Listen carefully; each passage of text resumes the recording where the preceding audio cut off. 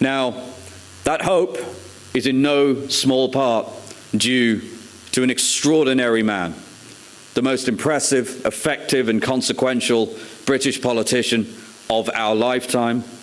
I'm proud to introduce him. He is the Member of Parliament for Clacton-on-Sea. He is the leader of Reform UK, and he's the next Prime Minister of the United Kingdom. Ladies and gentlemen, Mr. Nigel Farage.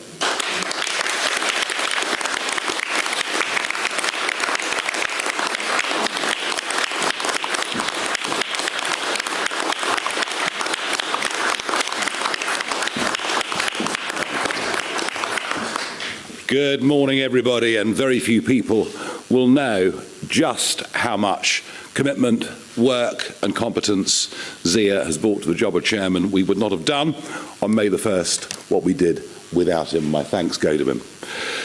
Must begin today by saying that our thoughts are very much with Liverpool Football Club, their supporters, who were celebrating after an absolutely fantastic season that they'd had, and our thoughts go out to all of them after that mindless act of violence. We also thank members of the public who did all they could to help the victims and, of course, our emergency services. It was on the 3rd of June last year that I decided I would end my political retirement, give up a nice easy life and throw myself back into the front lines of British politics. I said on that day that we would get millions of votes in the general election and establish a beachhead in Parliament, and that is exactly what we did. I have spent most of my time, since July the 5th last year, trying to build this party, professionalise this party, and everything was aimed at May the 1st. And around me today on this stage, you see the fruits of that labour from myself, Zia, and tens of thousands of activists out there in the country. What you see before you today is a new Member of Parliament for Runcorn, 2 mayors and 9 of our 10 councils in which we have overall majority control. Reform is now in government in large swathes of England. What you see before you, whether you can yet believe it or not, is the second step of what is going to be the biggest political revolution this country has seen since the Labour Party overtook the Liberals over 100 years ago. And the big shout-out message, and it's very, very clear, is if you vote reform, you get reform. No longer will the argument be, well, we like reform, we like what they stand for, we like some of their people, but to vote for them would be a wasted vote. That is not the case anymore. In fact, in many ways, if you look at the map today, if you look at Scotland, you look at Wales, you look at the whole of the Red Wall, and many other parts of England, if you want a party to be the opposition party to this Labour government, then it's a Conservative vote that would be a wasted vote. It's a Conservative vote that actually would help keep Labour in power. And that is the absolutely fundamental shift of public perception that has happened after May the 1st. Over 40% of people who voted Conservative at the last election actually wanted to vote reform, but didn't do it because they thought it would be a wasted vote. And that has been completely and utterly destroyed as an argument. Now, of course, we have a lot to do now that we're in office, and there is a heavy burden of responsibility on the shoulders of many in this room, and our Doge unit has now been set up. You'll be hearing much more about that. We firmly established which flags we will and won't fly from Council Hall, something that is very popular with the public, and we are already beginning to discover excessive wastes of money in local government. But please don't judge us just yet. Some of these leaders were only sworn in as recently as last Friday. But we are on our way.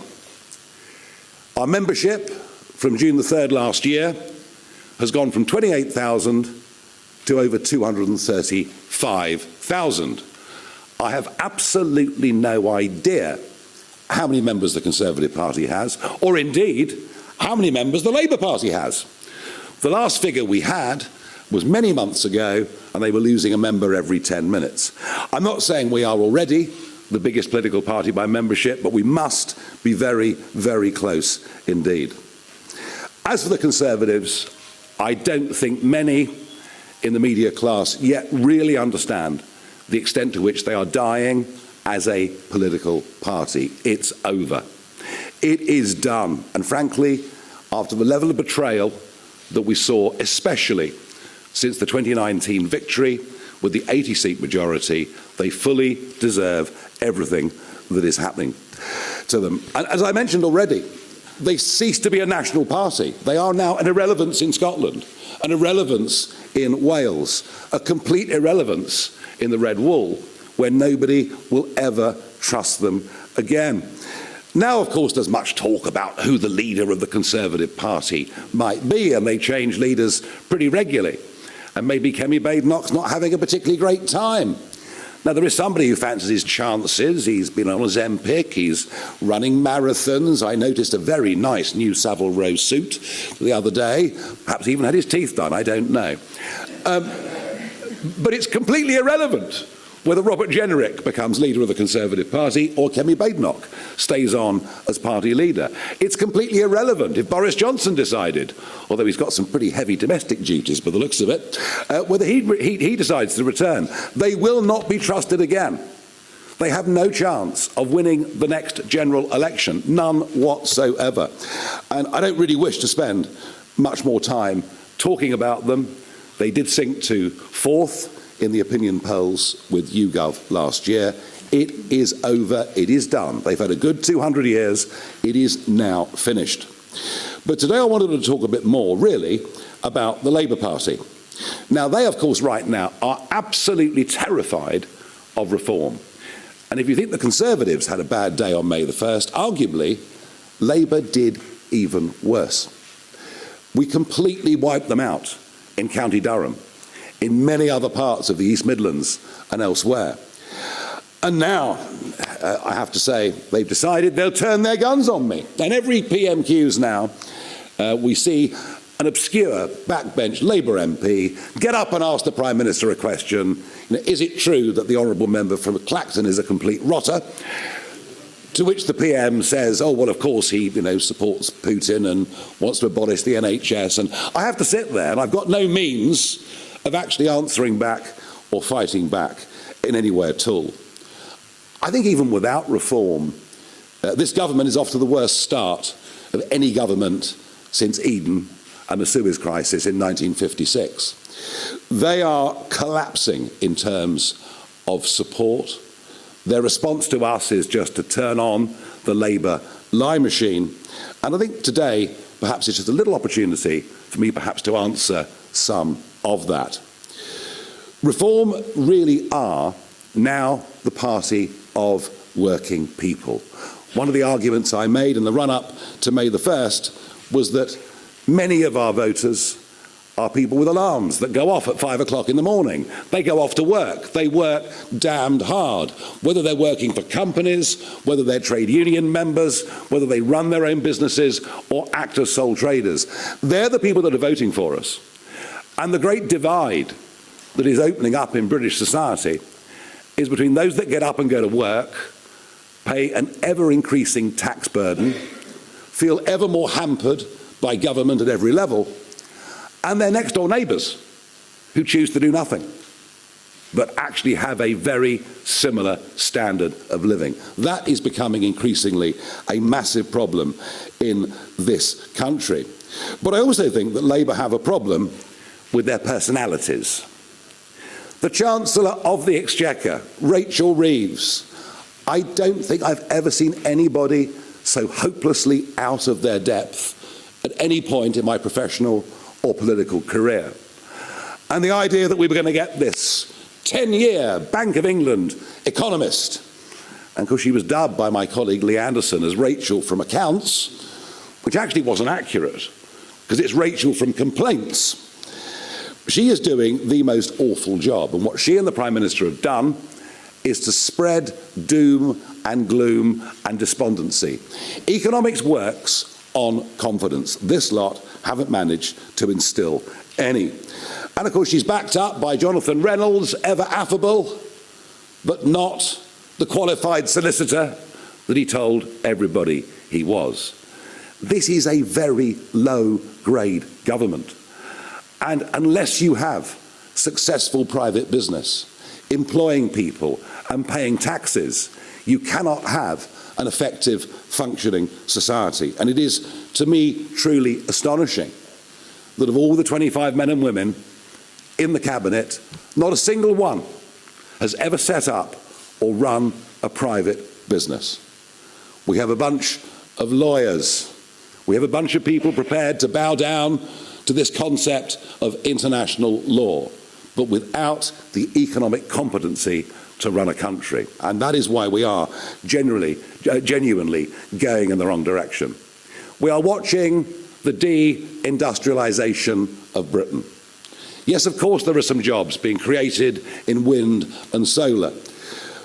But for every job created in that sector, there are 3 or 4 being lost in other parts of the British economy. We now have the most expensive energy prices commercially of any country in the world. And yet the net zero mania, and it isn't just Miliband, well, we know he's away with the fairies, but it's all of them are committed to this policy, just as the Conservative Party were when Boris Johnson and others led them before. I find it extraordinary also to witness the exodus. The exodus in London and in some other parts of the country is now in full flight. The number of people I know, and I'm talking about successful, hard-working, entrepreneurial people. I'm talking about people that have taken great risks in their lives, created a lot of jobs, and paid many millions, or in some cases, tens of millions in tax. They are leaving. And they're leaving our country at a very, very rapid rate. It's the biggest brain drain we've had since the 1970s, and yet no one seems to have woken up to it. And there is absolutely no contradiction in saying that we are the party of workers, but also the party of entrepreneurs. The two can't survive and exist and succeed without each other. And then we come to the Prime Minister himself, and whilst I don't bear him any personal grudge, I don't think there's any malice in him at all, it's clear to me this man doesn't believe in anything. Now, it's quite extraordinary that for over a year it was obvious that Starmer would become our Prime Minister. You would have thought there was a plan. You would have thought there was a passion for what they would do in government, as opposed to achieving the position of being in government. And yet, as he stood outside 10 Downing Street, mid-morning on July the 5th, to give his acceptance and victory speech, in the 9 minutes for which he spoke, he referred to his notes 158 times. Once every 2 seconds, the new Prime Minister had to refer to his notes, scripted to the nth degree, clearly without any great feeling, meaning or passion for the job that was ahead. And now we see that lack of any real political thought with the daily veering off left and right with speeches and statements that he makes. Terrified of what reform is doing to the Labour vote, he tries to ape us in policy. The problem is, when he does, nobody actually believes him, given his own record. And of course, the more that he does that, the more that he opens up the splits on the left, where we see the Greens, who now would tax, I think, anybody in the country on a good income, virtually out of existence. But their support, they are picking up much of that left-wing support, and their support at 10, 11% in the national polls is rock solid. We then, of course, have the pro-Gaza vote, which, as a direct result of government policy from both parties, sees many of our inner cities now moving towards sectarian politics. He doesn't seem to see any of this. But if the Prime Minister believes in anything, then he believes in this concept of international law. He cares about how he's viewed on the world stage, and we've seen that in his actions over the course of the last couple of weeks. This Prime Minister has no connection with working people, no connection with what we used to call working class communities. He doesn't understand what it's like to get up at 5 o'clock in the morning and go out and work physically hard for the day. He doesn't seem to understand that the tax burden, the cost of living, energy bills have meant that people genuinely have had a lower standard of living quite consistently over the course of the last 10 years. He has absolutely no conception, as part of the North London set, of the genuine damage to community that has been done by mass immigration over the course of the last 25 years. And it was interesting that in his 5 key priorities for government, immigration, whether legal or illegal, wasn't even mentioned. And if he thinks that having a net migration figure of 431,000 in his first year in office is some kind of victory, well, I'd remind him that is a city the size of Bristol. And the fact that he's made one speech that someone wrote for him to try and counter this won't change a thing. The idea that it will smash the gangs is already reduced to a farce, as over 800 young men came into our country last week. I've done my best to urge him to declare this an emergency situation. He refuses to do so. And I find it odd that 3 terrorists, 3 men who were going to blow up the Israeli embassy, who entered this country by small boats and were picked up by the authorities a couple of weeks ago, I find it extraordinary there isn't a greater debate about the threat to our national security that is being posed in the English Channel.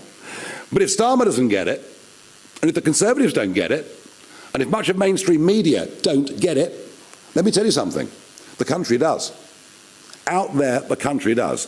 They can see that what is happening is unfair, they can see that it's wrong, but they can also see that it is also damn dangerous. But Starmer, of course, will do nothing about it, and his second speech in Parliament as Prime Minister, where he declared his love for the European Court of Human Rights and its convention. His leadership, frankly, is dismal, it is uninspiring, it is disconnected from real life, it is, in my view, unpatriotic, and now even opinion polling today suggesting that over half the country thinks his leadership, frankly, is pointless. Now, he has challenged me to a head-to-head debate sometime between now and the next general election. The last time this happened to me, it was Nick Clegg, when he was Deputy Prime Minister. So, I mean, I'm very, very happy, Prime Minister, to accept this invitation, but I don't really want to wait for 4 more years. You and your deputy and others are saying, no, it's Labour that are the party of working people, not Reform. Well, why don't we test it out? I've got a great idea. Why doesn't the Prime Minister and I go to a working man's club somewhere in the Red Wall, and we'll sit there and we'll let them ask us questions, and you can all come along and cover it live. So that's my open invitation to the Prime Minister. Let's go to one of the former mining communities. Let's go somewhere that Labour have held the seat pretty much consistently since 1918. Let's, whether the Prime Minister will enjoy a few beers with the lads and do the Channel 4 racing that afternoon, I'm not sure, but I'm very, very happy to do so. We built this party around 3 key principles, things that we think need to be fought for and defended, things that we think most people in this country hold the dearest in their hearts. And that is, of course, family, community and country. And that is why we believe lifting the 2-child cap is the right thing to do. Not because we support a benefits culture, but because we believe for lower paid workers, this actually makes having children just a little bit easier for them. It's not a silver bullet, it doesn't solve all of those problems, but it helps them. And some will tell you, well, Nigel, this is not actually a popular policy in the country. But then I've never, ever spent my time being a populist politician. I've nearly always spent my career pushing arguments that were minority opinions and trying to make them into majority opinions. I think we've lost our sense of focus of just how important family is. And I want to emphasise that this is aimed at British families. It's not aimed at those that come into the country and suddenly decide to have a lot of children. And it's the right thing to do. Now, we need to go much further. We need to go much, much further. Because one of the problems is a lot of people who want to go back to work, and it's normally women. It's men in some cases, but it's normally women. There are other huge issues around childcare. Big questions that have been raised with me. Why in our big workplaces are there not creches when there are in many other continental countries? So we want to go much, much further to encourage people to have children, to make it easier for them to have children. And that is why I also believe that having a transferable tax allowance between married people is the right thing to do. Now, I know many will say, look, marriage is outdated. Most people don't bother to get married anymore. And, you know, I'm hardly standing here in front of you as a religious priest and moralising. I'm not sure my own track record is ever so good on this. And we all lead imperfect lives. But what is true, what is absolutely true, and the evidence is there to prove it, is that where people who are married stay together for the longest period of time, the children that grow up in those environments have the best chance of success in life. Doesn't mean you can't survive outside of those circumstances. Of course you can. But I do think having this transferable tax allowance, perhaps making marriage something that is just a little bit more important in terms of the family, I do believe that it is the right thing to do. And of course our biggest aspiration is that working people should not start to pay tax until they earn £20,000 a year. It's a policy that is wildly popular. It is a policy that would encourage people to get off benefits and to go back to work. We also recognise those that have worked during their lives, saved for a private pension, are now penalised by the withdrawal of the winter fuel allowance.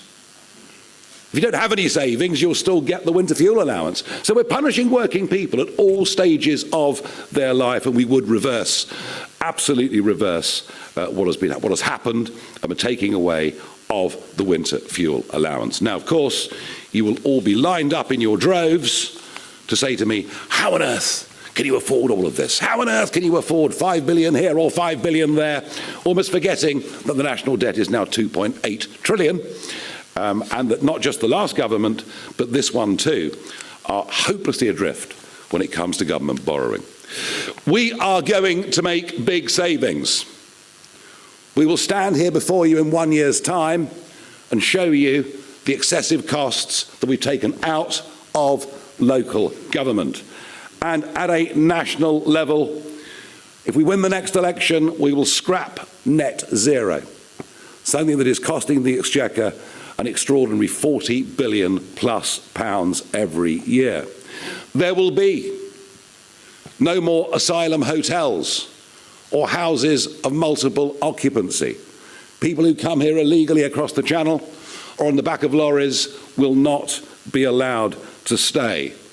We will scrap the DEI agenda, which is costing the taxpayer up to £7 billion a year throughout the public sector. And yes, we see considerable savings to be made amongst the quangos. So yes, I do accept that these proposals, especially the one of lifting to £20,000 the level at which people start paying tax, I accept that it's expensive, but I genuinely believe that we can pay for it because we're not ideologically tied to the same ideas upon which we believe the Conservative and Labour governments have gone so wrong over the course of the last few years. As for community, we are totally appalled as a party at the growth of two-tier Britain under two-tier Keir. I want to make it absolutely clear, Lucy Connolly should not be in prison. The sentence that was given to her was absolutely excessive, and while she should not have said what she said, understand there were millions of mothers at that moment in time after Southport feeling exactly the same way. We also find it appalling that there is now open discrimination in employment advertising against white British people. DEI must go. We are a party that believes in meritocracy. We're a party that does not accept that somehow there is something uniquely awful about the British people or about our past. We believe the opposite. We actually believe that the British people are the most open-minded and tolerant country, frankly, that you could find on earth. So we feel very strongly about that. We, of course, shake our heads at early prison releases. And this is an area that Sarah Pochin, our new MP, this is an area that and the failings in our judicial system that she is going to deal with. And we will, of course, end mass migration into Britain and be unafraid to talk about migrant crime. I was utterly demonised between 10 and 20 years ago for suggesting that opening the doors would lead to bad people coming into Britain. What I said was that from poor countries, we'd get their best people and their worst people. And I think if you look at the crime statistics in London and elsewhere, of the gangs that have been allowed to come in from Romania, Albania, or wherever else it may be, I do believe that I was absolutely right. And when it comes to country and a sense of what a nation is, of what national sovereignty is, of what the national interest is, this is where I do personally want to confront the Prime Minister head on. I think what we've seen over the course of the last 2 weeks is who Keir Starmer really is. He absolutely is the globalist. He absolutely is the person that bows down to this concept of international law in the face of courts that are either horrifically outdated or, frankly, wholly illegitimate. And yet that's what he believes in. The EU reset, which starts to align us back with EU law, not just that exists today, but that comes in the future, that brings the European Court of Justice back into our lives. That is a total sellout and something that he promised he wouldn't do. There is much more to come out about defence. We haven't yet heard the full extent of the defence package. And yes, of course, you'll say to me, oh, well, Nigel, fishing is only 0.5% of our GDP. Well, of course it is. We've destroyed it over the course of the last 50 years. We traded away what was ours when we first joined the common market. And as I think the only MP with a vested commercial interest in fisheries, which I do, I can't even tell you what this surrender means. The leaders of the French fishing industry associations have said they can't believe their luck. They're being allowed to fish up to our 6-mile line for a further 12 years. It means the death of nearly all of our inshore fishing industry. Because the old people retire, the young people won't come in. It is an absolutely horrific betrayal, and yet they seem to have no guilt about it, let alone the environmental damage that has happened since Brexit, where the French, Dutch and Danes have fished between the 6 and 12 in a way that is wholly unsustainable, and yet we've done absolutely nothing. When it comes to Chagos, I think this is the worst deal I've ever seen in my life. There was absolutely zero legal necessity to give away the sovereignty of the Chagos Islands. None whatsoever. An advisory judgment from a court that is not legitimate and that has too much Chinese influence in it. And we're paying to do it. And if inflation runs at an average of 3% for the next 99 years, it's £52 billion. It's almost unbelievable that he could have done it, and not to have even referred to the Chagosian people who've suffered terrible racism in Mauritius. Terrible racism. And now that this deal is done, they're now fleeing Mauritius and coming to our country, which they can do, of course, because they are British subjects. But I suppose to Keir Starmer, racism only comes from people without university degrees. He probably doesn't think it happens between other races. The World Health Organization, of course, he signed us up to the pandemic treaty. Everything he's done in the last 2 weeks has been against our national interest. Everything he's done in the last 2 weeks will be undone by us in government, regardless of what the consequences are. He doesn't understand what national sovereignty is. He's never, ever, ever got over the Brexit result, and he's frankly doing his bit incrementally to reverse it. Now, I came back into politics on June the 3rd last year because I believe that our country has to be turned around. I came back into politics on the 3rd of June last year because I believed I had the ability to really give momentum to this political movement. And I've lived a bit. I've had some great successes in life. I've had plenty of failures in life as well. But what I bring to this now is experience. What I bring to this now is passion.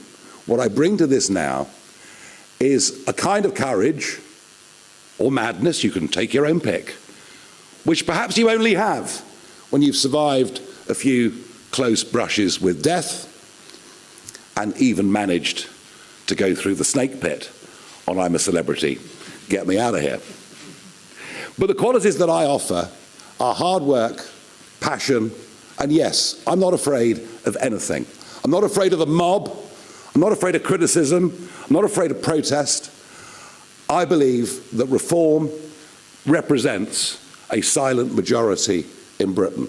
I believe what you're witnessing is the beginning of a genuine political revolution, something quite remarkable that is happening and will continue to happen in British politics. And if that means I'm pitted against the Prime Minister and whoever the leader of the Conservative Party may be, well, so be it. I think I'm ready for that right now. Thank you very much indeed.